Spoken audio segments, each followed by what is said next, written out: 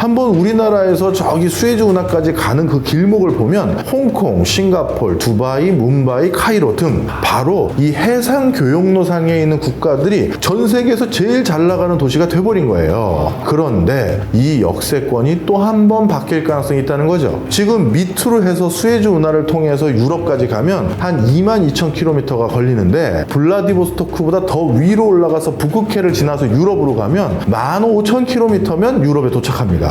훨씬 더 저렴하고 빠르게 배송할 수 있는 길이 생긴 거죠. 그 북극해 항로에서 가장 종점 역할 아니면 시작점 역할을 할 나라가 어디겠습니까? 바로 우리나라인 거예요.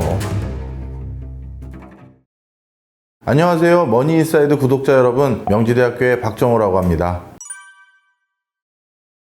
러시아에서 내전이 일어나는 것, 특히 이번 프리고진이 내전의 주동자가 되는 건 쉬워 보이진 않습니다. 이게 러시아라는 국가를 조금만 좀 다녀봤던 사람들은 러시아인들의 독특한 기질을 알 수가 있는데요. 제가 지금 손가락을 두 개 살짝 벌렸죠. 두 개의 나무젓가락이라고 생각을 하고 요걸 이렇게 펴보겠습니다. 자, 그러면 우리가 이쪽 손가락을 따라서 쭉 걸어가는 사람과 이쪽 손가락을 따라서 쭉 걸어가는 사람, 아마 1시간 뒤면 어떻게 될까요? 어마어마한 차이가 생겨요. 자, 그런데 러시아 사람들은 바로 요 미묘한 차이들에도 정확하게 이정표와 방향을 찍어주는 거, 그거에 대해서 목숨과 같이 중요시 여기고, 그런 사람이 있다면 그걸 따르는 것에 대해서 주저함이 없습니다. 이게 왜 이런 기질이 있는지를 좀 생각을 해봤는데요. 가장 큰 이유는 날씨 때문인 것 같아요. 시베리아 허허 벌판에서 생활할 수밖에 없는 러시아의 많은 국민들은 어찌 보면 이 시베리아 허허 벌판에서 앞에 눈보라가 쳤을 때 아마 100m 전방도 잘 안 보일 때도 있거든요. 다시 마을로 돌아가야 되는데 방향이 살짝만 옆으로 틀어져도 마을을 지나쳐 버려요.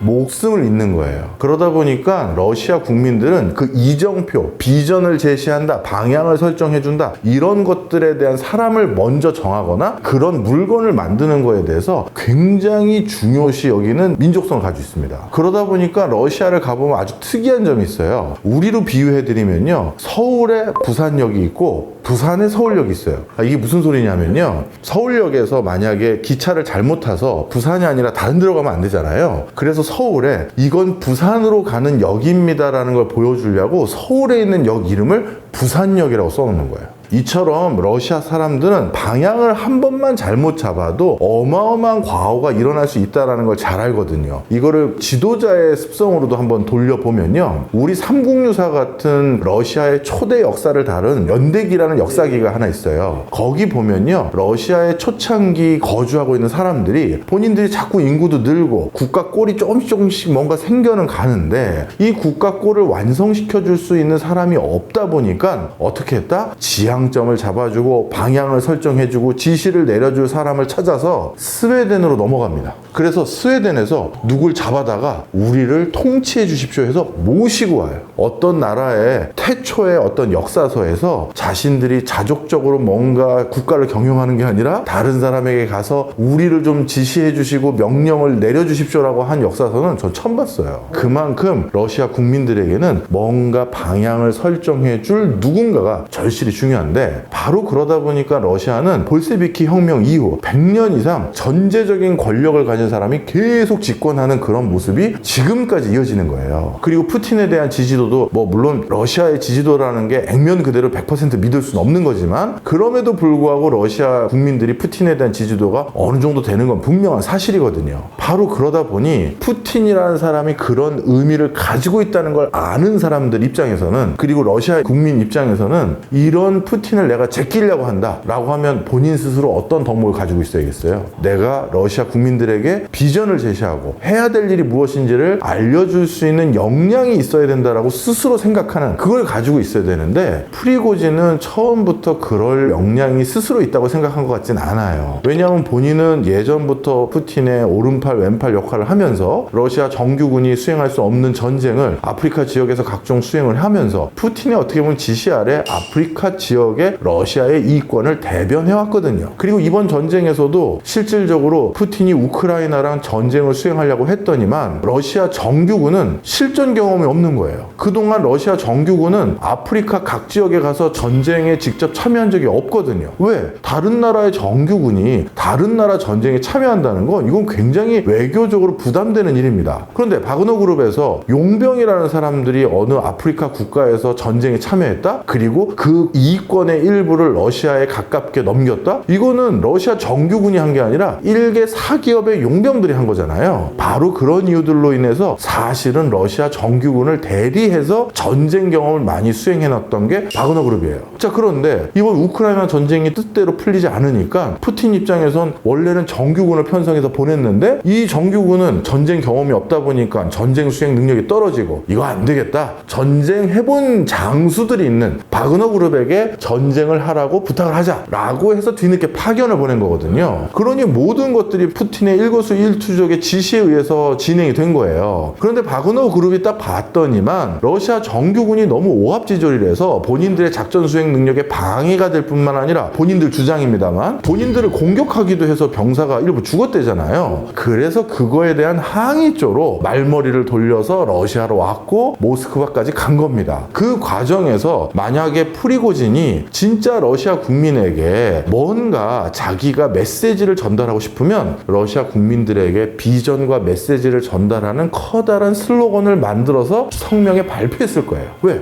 러시아는 늘 그런 사람들에게 쏠려 있거든요. 근데 이번에는 그런 거 없었어요. 모스크바에 200m 앞두고 벨라루시 대통령이 중재에 나서니까 바로 그냥 마무리한 겁니다. 저는 그래서 프리고진이 진짜 러시아를 전복해서 쿠데타를 일으켜서 본인이 러시아의 수장이 되기 위해서 이 일을 저질렀다고 생각하진 않습니다.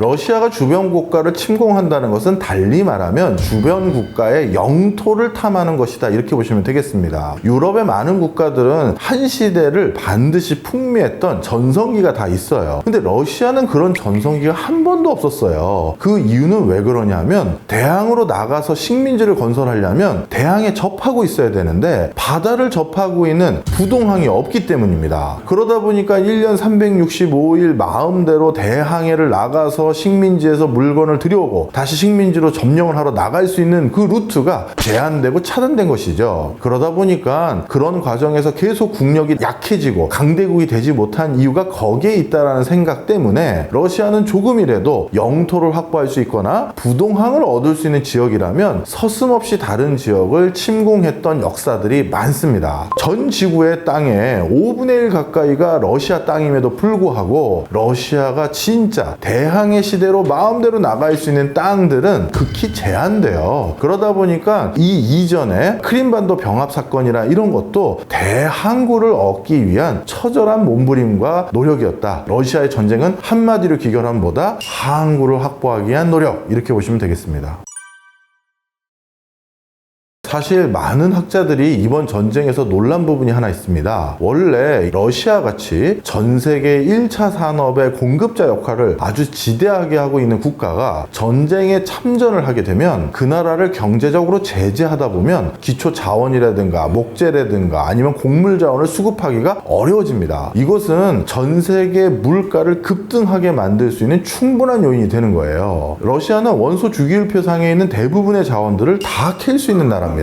진짜 자원의 초강대국이고요. 밀이라든가 주요 곡물 자원에 있어서도 세계 5대 수출 국가 중에 하나입니다. 이번에 참 공교롭게도 러시아와 전쟁하고 있는 우크라이나 역시 전 세계 곡물 창고 역할을 할 만큼 곡물 생산의 메카 국가 중에 하나였는데요. 자, 그러면 이렇게 1차 산업에서 지대한 영향을 미치고 있는 국가들이 전쟁을 했다? 그러면 향후 몇 년 동안 물가가 폭등해도 하등 이상할 게 없어요. 근데 최근 유럽의 천연가스 가격 시세가 어떻게 됐느냐? 러시아 우크라이나 전쟁이 일어나기 전 수준으로 떨어졌어요. 그럼 어떻게 이렇게 빨리 천연가스 가격이 제자리로 돌아오고 밀 가격도 이렇게 빨리 안정화될 수 있었던 거냐? 그 이유가 여러 가지가 있었는데 그 중에 하나가 바로 정보통신 기술의 발달이에요. 예전에는 늘상 거래해서 물건 사왔던 러시아 상인하고만 거래를 했던 사람은 다른 상인들을 면밀히 확보하거나 어디 누구한테 얼마에 살 수 있는지 알아둘 필요가 없어요. 그런데 그런 과정에서 러시아가 갑자기 전쟁을 한다니, 야, 이제부터 내가 밀을 수입하려면 어디에서 알아봐야지 우왕좌왕하고, 그렇게 해서 한참 뒤에나 공급망을 찾을 수 있는 게 예년의 스타일이라면 지금은 그냥 인터넷 들어가는 거예요. 그리고 바로 전화하고 국제 시세표라든가 변화상 보고 바로 제일 싼 곳이 어디고 대체할 수 있는 시장이 어딘지를 알 수 있게 된 것이죠. 그러다 보니까 물가 안정의 속도감이 상당히 큰 폭으로 개선되고 있습니다. 자, 그러면 어떤 일이 벌어질까요? 이제 자연스럽게 서방 세계 국가들은 예전에는 러시아의 천연가스를 파이프라인에서 많이 들여와서 싸게 전력과 난방을 벌충했거나, 러시아산 값싼 곡물로 사료를 사용하거나 본인들이 필요한 먹거리로 이용하거나, 이런 일들을 많이 했었던 국가들이 이제 러시아 말고 그 가격에 아니면 그와 유사한 조건에 물건을 조달할 수 있는 조달처를 확보한 거잖아요. 그러면 이거는 전쟁 끝났다고 다시 러시아랑 거래할까요? 그렇지 않을 가능성이 높은 겁니다. 전쟁 끝났다고 해서 서방 국가들이 러시아에게 했던 경제 제재를 바로 풀 가능성도 약하죠. 자, 그러면 자연스럽게 어떻게 된 거냐? 이번 러시아 우크라이나 전쟁으로 인해서 이제는 서서히 중국과 러시아를 중심으로 한 밸류체인과 나머지 미국, 영국, 기타 국가들을 중심으로 한 밸류체인으로 전 세계가 두 가지의 공급망과 경제 사슬이 움직이는 형태로 진화될 가능성이 많습니다. 러시아와 중국도 사실 뜨거운 이슈가 될 것들이 너무나도 많아요. 그런데 서로 지금 필요한 존재거든요. 중국 같은 경우 미국의 패권에 도전하기 위해서는 반드시 필요한 게 에너지 자급자족과 먹거리 자급자족인데, 실제로 중국은 이 두 가지를 자급자족하지 못하고 있는 상황입니다. 그래서 이 두 가지 문제를 해결하는 데 있어서 바로 러시아의 도움이 굉장히 많이 필요한 상황인데요. 그러다 보니까 러시아는 중국에게 석유나 또는 천연가스를 판매하거나 또는 먹거리 것에 대한 여러 곡물 자원을 수출해주는 중요한 역할을 해줍니다. 따라서 시진핑 입장에서는 이러한 중요한 역할을 해주고 있는 러시아가 그나마 버티고 있어줘야 미국에게 대항할 수 있는 힘의 원천을 얻게 되는 것이죠. 따라서 그런 이유 때문에 시진핑은 러시아를 적극적으로 도와주고 있는 부분이 있습니다. 반대로 시진핑 역시도 마찬가지예요. 러시아는 전 세계 제조 역량이라든가 공산품을 만들 수 있는 역량이 많이 퇴색한 국가입니다. 그러다 보니까 국가의 펀더멘탈을 유지하기 위해서 필요한 여러 공산품들과 가전제품이나 뭐 이런 것들을 어디서 조달 받아와야 되잖아요. 그런 걸 조달 받아올 때 지금 국제사회가 러시아의 금융계좌를 다 막아놨잖아요. 교역을 다 막아놨고요. 그렇다면 러시아가 이런 걸 사올 수 있는 공산품이나 생필품을 조달할 수 있는 유일한 나라는 어디만 남았을까요? 바로 중국입니다. 그래서 요즘 중국의 여러 비즈니스맨들이 또는 온라인 홈쇼핑몰이나 이런 이커머스 회사들이 러시아를 대상으로 한 이런 매출이 급격히 올라갔어요. 그러니 러시아도 이런 경제 제재 속에서 본인들이 필요한 여러 물자를 조달받기 위해 중국이 필요한 것입니다. 따라서 중국과 러시아는 서로 간의 필요에 의해서 돈독한 모습을 보여주고 있을 뿐이고요. 어느 순간 만약에 미국에 대한 견제를 공동으로 할 필요가 없어졌다고 하면 제가 보기엔 그 두 나라도 해결해야 될 이슈가 너무나도 많은 나라다, 이렇게 보시면 되겠습니다. 미국의 대원칙이 하나 있습니다. 미국은 동시에 두 개 나라와 전쟁을 하지 않는다라는 겁니다. 왜냐하면 아무리 미국이라 하더라도요, 한 번에 한 개 이상의 전쟁을 수행한다는 건 어마어마한 부담이 돼요. 베트남전 하나만 하더라도 미국이 결국 진 거 아니겠습니까? 이처럼 전쟁을 그렇게 한 나라를 상대하는 것도 쉽지가 않은데 두 나라를, 그것도 러시아와 중국을 상대한다? 이건 쉬운 일이 아닙니다. 그러다 보니까 지금 미국이 선택한 전략 기조는 러시아와 중국 중에서 결국은 하나를 선택해서 그 국가의 힘을 빼는 게 본인들이 계속적으로 패권 국가를 유지하는데 굉장히 유리해진다라고 판단한 것 같습니다. 그 과정에서 미국 내부에서도 두 개 파로 나눠졌어요. 토니 블링컨 같은 국무부 장관 쪽과 셰이크 셜리번 같은 참모진들이 각각 지금 누굴 먼저 타격을 입혀야 된다라는 의견이 달랐는데, 장관 쪽 주류 쪽에서는 러시아를 지금 타겟으로 해야 된다. 근데 셰이크 셜리번 같은 이분 같은 경우는 아니다, 지금 중국에 더 포커스를 줘야지, 무슨 러시아냐 하면서 내부에서도 의견이 달라요. 그런 과정에서 최종적으로 미국이 어느 쪽으로 방향키를 정했느냐, 이게 딱 보이지는 않습니다. 하지만 두 패가 이렇게 갈려져 있다는 건 미국에서도 둘 다 뭘 정리하겠다 이런 망상은 감히 안 하고요, 하나를 먼저 선택해서 대응하고 그걸 바탕으로 다른 사람의 힘도 약화시킬 그런 전략을 추구할 것 같아요. 원래 우리나라 같은 경우는 사실 무슨 패권 국가에 우리가 도전하고 그런 국가는 솔직히 아닙니다. 그러다 보니까 비즈니스를 하는 국가고 또 수출을 해야 우리가 필요한 석유나 먹거리를 해외에서 사올 수 있는 달러를 벌 수 있는 나라이기 때문에 비즈니스적인 관점에서 우리는 외국과의 관계 설정을 참 많이 합니다. 그런 과정에서 러시아도 중국도 미국도 우리에겐 굉장히 중요한 파트너가 될 수 있는 국가들이거든요. 그러다 보니 사실은 조금 한 발짝 뒤로 물러서서 이 전쟁에는 직접적으로 관여하지 않는 모습을 주는 게 제일 상책입니다. 그런데 현재 미국 입장에선 우리를 당연히 이 우크라이나 전쟁에서 미국과 같은 결에 놓여져 있는 모습으로 보여주게 만들어서 중국과 러시아를 같이 압박하고 싶은 마음이 굴뚝 같겠죠. 바로 그런 과정에 지금 가운데 놓여져 있는 상황이고요. 저는 그런 상황 속에서 너무 적극성도 또 반대로 너무 수동적인 모습도 보일 필요는 없다. 저는 그렇게 보고 있습니다. 사실 우리나라는 다행히도 러시아에게 직접적으로 수입을 하는 물품은 상당히 제한적이었습니다. 우크라이나도 마찬가지죠. 그러다 보니까 초기에는 러시아 우크라이나 전쟁이 일어난 게 우리나라까지 뭐 물가에 급 반등이 있겠어 라고 터부시 여겼던 분들도 계셨을 거예요. 하지만 전 세계 물류망이라는 건 아주 자명합니다. 예를 들어서요, 1년 동안 전 세계에서 곡물이 생산되는 양이라는 건 어느 정도 그 양이 정해져 있어요. 갑자기 농사 안 짓는 사람들이 대거 농사를 짓거나 그런 게 아니잖아요. 그래서 어느 정도 작황 규모라든가 생산량이 정해져 있는데, 그럼 그 정해진 생산량을 갖다 쓰는 소비처도 사실은 상당 부분 어느 정도 정해져 있죠. 한국에서 연간 쌀 소비하는 양, 그리고 일본에서 연간 쌀 소비하는 양이 해마다 막 이게 급등락하는 게 아니잖아요. 그래서 이런 농산물 같은 경우 대표적으로 연중 소비량이 정해져 있는데, 자, 그런데 갑자기 한쪽 지역에서 공급하고 있는 그 공급량을 못 받게 돼요. 그러면 그쪽 지역으로부터 공급받았던 한쪽 시장은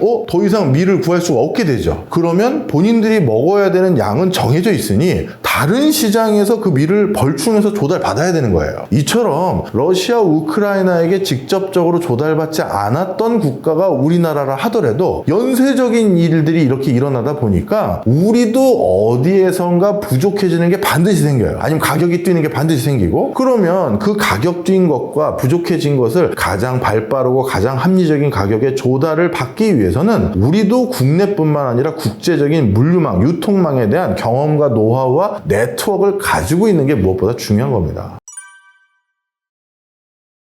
이번에 미국에서 통과된 인플레이션 감축법, IRA법이라고 하죠. 이걸 계기로 전기차, 배터리 등 신재생 에너지 분야 기업들이 미국에 공장을 짓기 시작했습니다. 이 IRA는 쉽게 말하자면 친환경 전력 생산에 대해서 세액 공제 혜택을 주겠다, 이런 내용인데요. 그래서 신재생 에너지 하면 대표적으로 생각나는 것이 2차 전지 전기차, 바로 우리나라 기업으로 따지면 LG 에너지 솔루션과 같은 회사들일 텐데요. 이런 회사들이 미국 인플레이션 감축법을 계기로 미국 미시간, 오하이오, 테네시, 조지아, 애리조나 이런 등지에 공장을 기가급 팩토리로 건설하고 있는 상황입니다. 현대자동차도 마찬가지예요. 현대자동차는 미국 조지아주에 전용 전기차 공장을 지금 건설 중에 있고요. 이것은 내년 하반기 정도면 완성될 것으로 보고 있습니다. 또 다른 수혜 산업이 또 태양광입니다. 한화 큐셀 태양광 모듈 공장 역시 조지아주에서 운영 중에 있는데요. 이번에 이 공장도 건설 중이라고 합니다. 한화 큐셀은 미국 주택용 태양광 모듈 시장에서 35%의 시장을 점유하고 있는 상황입니다. 이런 과정에서 삼성전자도 빠질 수 없겠죠. 삼성전자는 현재 텍사스에 반도체 공장을 운영 중에 있습니다. 이렇게 우리 기업들이 공장을 짓게 되면 자연스럽게 필요한 게 있습니다. 부품과 원재료를 가져와서 운송하고 보관할 장소가 필요하겠죠. 이걸 아주 쉽게 표현하면 바로 물류라고 합니다. 또 제품 발주가 늘어나는데 재고가 없으면 어떻게 되겠어요?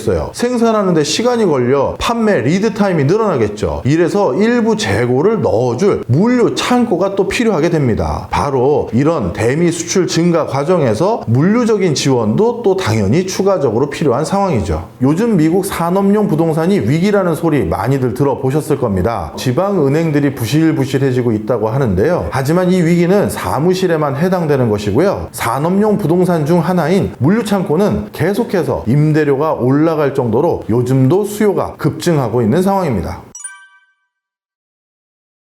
사실 저는 옛날에 어디 출장을 해외로 가면요, 그 나라의 예전의 역사 터를 보러 다니는 걸 참 좋아하는데요. 그런데 중앙아시아 지역이라든가 중동 지역에 출장을 가면 예전에 아주 창궐했던 문화의 족지를 볼 때가 많습니다. 뭐 예를 들어서 수메르 문명이라든가 뭐 메소포타미아 문명, 페르시아 문명, 그 뒤에도 여러 문명권들이 있는데요. 그런데 그렇게 한 시대를 풍미하고 발달했던 그 국가들이 최근 어떻게 됐나요? 이젠 그렇게 번성한 도시가 아니라 과거의 유물만 덩그러니 있고 사람도 별로 안 살고 국민소득도 떨어진 그런 동네로 바뀌어버렸어요. 왜 그렇게 됐을까요? 바로 더 이상 역세권이 아니게 됐기 때문입니다. 무슨 소리냐? 예전에는 그들 도시들이 실크로드라고 해서 육로로 유럽과 중국까지 있는, 우리나라까지 있는 그 교역로의 중간 정류장이나 쉼터 역할을 했어요. 휴게소 역할을 한 거죠. 자, 그런데 이제 이 동방과 서방이 교역을 하는 방식이 육로가 아니라 해로, 바다로 가는 게 훨씬 더 편하고 많은 것을 운송할 수 있게 되면서, 그리고 빠르게 운송할 수 있게 되면서 바로 이 실크로드 상에 있었던 육로를 이용하는 과정에서 번성했던 도시들이 급격히 소멸한 겁니다. 그리고 바닷가 근처에 있는 도시들이 세계적인 부강한 도시들이 많이 됐는데요. 한번 우리나라에서 저기 수에즈 운하까지 가는 그 길목을 보면 이 역세권으로 발달한 도시들이 어딘지 쉽게 알 수가 있는데, 홍콩, 싱가포르, 두바이, 뭄바이, 카이로 등 바로 이 해상 교역로상에 있는 국가들이, 또는 그 국가의 도시들이 전 세계에서 제일 잘 나가는 도시가 돼버린 거예요. 그런데 이 역세권이 또 한 번 바뀔 가능성이 있다는 거죠. 지금 밑으로 해서 수에즈 운하를 통해서 유럽까지 가면 한 22,000km가 걸리는데, 우리나라에서 선적한 배가 바로 위로 올라가서 블라디보스토크보다 더 위로 올라가서 북극해를 지나서 유럽으로 가면 15,000km면 유럽에 도착합니다. 그럼 22,000km에서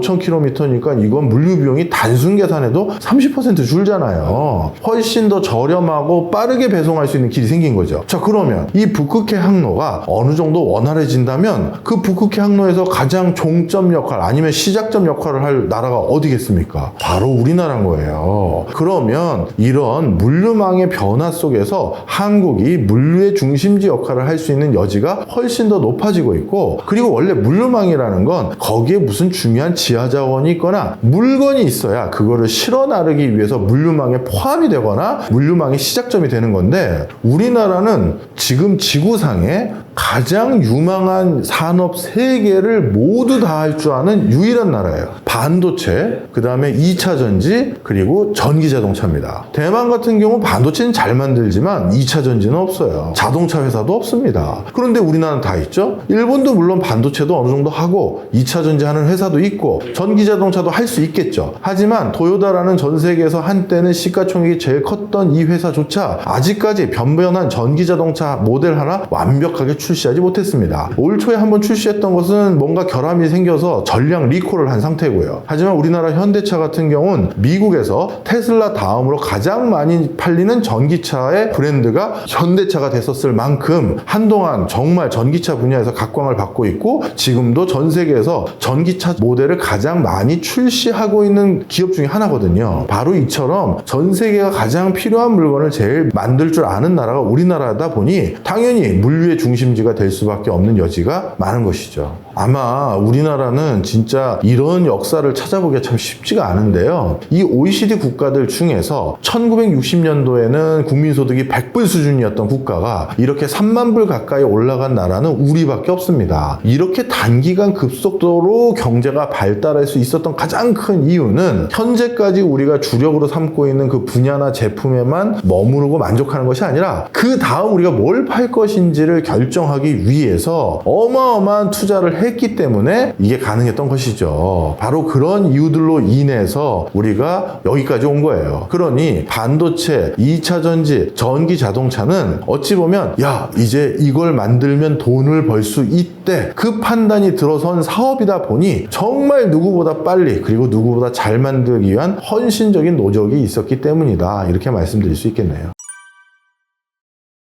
그 중에 대표적인 게 아마존 사이트에 올라갔던 홈입니다. 사실 홈이 그러면 시골에서 농사를 져봤거나 아니면 텃밭을 읽어보신 분들은 다 아실 텐데요. 사실 땅이라는 게 어느 순간 이게 비가 안 내리거나 그러면 딱딱하게 굳어지는 토질인 경우가 많아요. 그러면 거기는 모종삽으로 그걸 깨려고 해도 잘 안 깨집니다. 그런데 이 호미는 모종삽처럼 끝이 그냥 어중간한 게 아니라 호미는 진짜 날카롭게 들어가거든요. 그러다 보니까 이걸 딱 찍는 순간 그 단단한 흙도 쑥 파고 들어가요. 그리고 이 호미가 쑥 파고 들어간 다음에 호미를 살짝 이렇게 올린다든가 당기는 제스처를 취하면 흙을 뒤엎는 효과가 있어요. 그러다 보니까 실제 이 밭일을 좀 해본 사람들은 호미가 가지고 있는 이 효율성에 정말 이루 말할 수가 없습니다. 그런데 해외에서는 이 호미가 아니라 그동안 조그만 모종삽이라든가 이렇게 큰 포크 모양의 된 그런 것들로 주로 흙을 뒤엎으려고 하니까 이게 잘 안 뒤엎여지거든요. 그러다가 아주 우연치 않게 우리나라 호미를 한번 누가 써보고 야 이게 진짜 이런 물건이 있었구나 라고 하는 게 아주 온라인상에서 삽시간에 퍼집니다. 그리고 나서 호미를 찾는 사람이 많아지니까 온라인상으로 아마존에까지 호미를 팔 정도로 우리나라 호미가 많이 알려지게도 됐죠. 뿐만 아니라 김도 있어요. 저는 대학교 시절에 호주에서 교환학생을 했었는데요. 호주에서 교환학생을 하다 보면 가끔 짓궂은 한국 학생들이 바다에 뛰어들어서 미역 같은 게 막 널려져 있거든요. 그걸 막 캐와요. 미역국 끓여 먹겠다고 장난삼아. 그런데 호주 사람들은 그런 해초류 안 먹거든요. 김도 안 먹어요. 그러다 보니까 쟤네들은 뭐야 저 풀을 왜 뜯는 거야 이렇게 생각하는데 우리 한국 사람들은 너무 잘 먹고 동양 사람들은 많이 먹는 거죠. 바로 그러다 보니까 한국이나 동아시아권에서만 먹었던 이 김이 뒤늦게 어떤 이유인지 모르겠지만 서양에 알려지게 됩니다. 그러다 보니까 자연스럽게 서양인들이 김을 찾기 시작했는데요. 여기서 서양인들이 김을 소비하는 방식도 우리의 방식과 좀 달라요. 우리는 김을 밥을 먹을 때 반찬류로 소비하는 게 주류인데 서양인들은 이걸 반찬류로 소비하는 게 아니라 건강 간식으로 소비합니다. 그래서 애들에게 이거는 자연산 건강 간식이야 해서 김을 뜯어다 애들에게 먹인다든가 하는 식으로 간식류로 소비하는 게 좀 특이한 점입니다. 결국 우리가 가지고 있는 여러 물건들, 오랫동안 사용한 물건들이 가지고 있는 가치를 바로 이 디지털이라는 환경 속에서 그걸 알아본 누군가가 야 이거 우리가 이렇게 사용하면 되게 좋은 것 같아 라고 하면서 그걸 쉽게 적용할 수 있는 온라인 기반, 그리고 그걸 우리가 쉽게 팔 수 있는 이커머스, 이런 세상이 한국산 제품들이 전 세계에 나갈 수 있는 하나의 교두보가 됐고요. 하나가 더 있습니다. 바로 한류 열풍. 이것 때문에 이거 한국인들이 쓰는 거야 라고 하면 이제는 호감도가 달라졌기 때문에 파장도 훨씬 커지고 있는 상황입니다.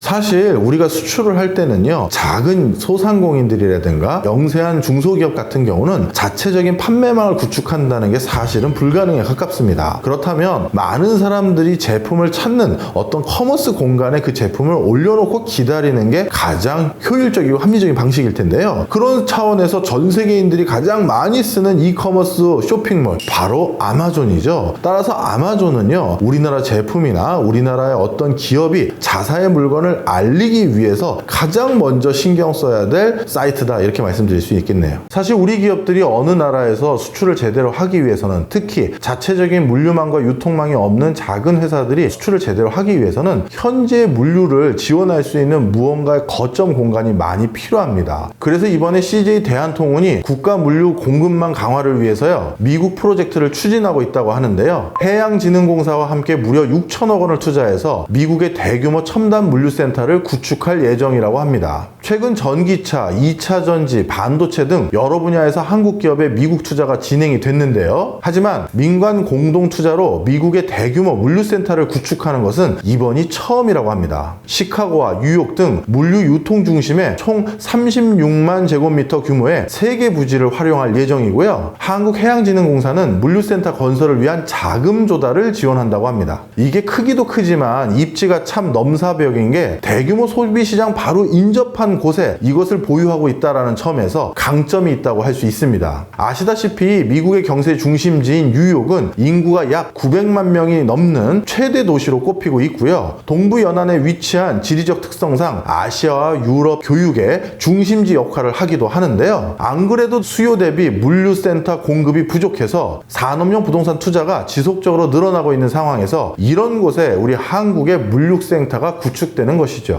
또 시카고는 어떤 곳이냐 하면 인구 270만 명의 도시인데요. 미국에선 세 번째로 큰 도시로 우리가 분류합니다. 미국 최대 항공 허브인 오헤어 공항이 있어서 철도와 항공을 연계할 수 있는 복합 운송의 중심지로 자리 잡고 있는 곳이 바로 시카고입니다. 코로나 이후 전자상거래 물량이 급등하면서 내륙 운송과 연계된 물류센터 공급이 부족한 현상에서 지금 이곳에 한국 화물을 우선 취급할 수 있는 물류센터가 들어선다는 것은 K상품의 북미 시장 진출을 지원하는 교두보 역할을 아주 톡톡히 할 것으로 기대되고 있습니다. 신규 물류센터에서는 CJ 대한통운이 기존의 미국 전역에서 운영했던 57개 센터와 시너지를 낼 수 있도록 국내에서 검증된 첨단 기술을 다양하게 적용할 계획이라고 합니다. 우리나라는 이제 경제 규모가 내수만 가지고는 끌고 갈 수 없는 규모까지 성장했습니다. 따라서 우리나라가 지속적으로 성장하고 지금의 경제 규모라든가 경제적인 소득을 유지하기 위해서는 반드시 수출이라는 게 기본적으로 깔려야 됩니다. 그런데 이제 수출이 기존에 우리가 계속 해왔던 중국 수출이라는 게 어느 정도 부정적인 기조로 바뀔 가능성이 높아요. 그렇다면 새로운 수출 거점 지역들이 필요하고 그런 거점 지역에서 수출을 활성화시키기 위한 전략적인 요충지가 필요한데 바로 그런 상황에 지금 우리가 놓여져 있다. 이렇게 말씀드릴 수 있을 것 같고요. 그럼 전략적 요충지에 반드시 필요한 게 뭐겠습니까? 한국 제품들을 잠시 저장하거나 배송하거나 또는 거기에서 다시 재조립하는 등의 그런 것을 지원할 수 있는 물류센터가 반드시 필요하겠죠.